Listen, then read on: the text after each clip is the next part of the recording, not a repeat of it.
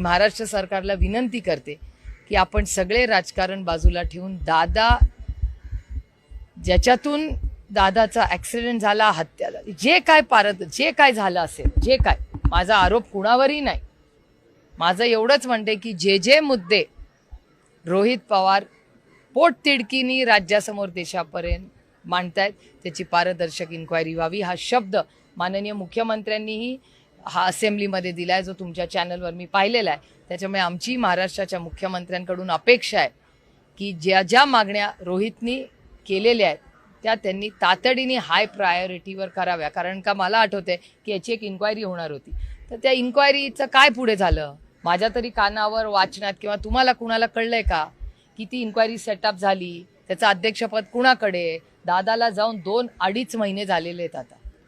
मग कसं काय म्हणजे काय हालचालच नाहीये ना, मग इन्क्वायरी कुठे, अपडेट काय, आणि का सरकार अपडेट देत नाही? रोहित सिंगची काय चौकशी झाली? नाही, माझं म्हणणं आहे डिटेल इन्क्वायरी. आपल्याला आठवत असेल तो ब्लॅक बॉक्स बद्दल आपल्याला सांगितलं जायचं तुमच्या चॅनल आणि वर्तमानपत्रात सारखं यायचं की ब्लॅक बॉक्सची माहिती आज मिळणार, उद्या मिळणार, 15 दिवसांनी म्हणणार.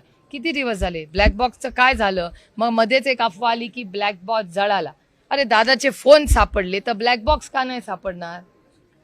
त्याच्यामुळे अनेक प्रश्न असे आहेत. माझा कुणावर आरोप नाही, आमचं एवढंच म्हणणं आहे की आमच्या घरावर, आमच्या कुटुंबात जो घात झाला, आमच्या घरातला कर्ता पुरुष गेलेला आहे, त्या दुःखातून आम्ही अजूनही सावरलेलो नाही. हा दिवस दुसऱ्या कोणाच्याही कुटुंबावर येऊ नये याच्यासाठीच आमची ही विनम्र विनंती आहे की आमच्या घरात झालं ही दुर्दैवी घटना, पण त्याची इन्क्वायरी होऊन हे परत असा ॲक्सिडेंट कोणाचाच होऊ नये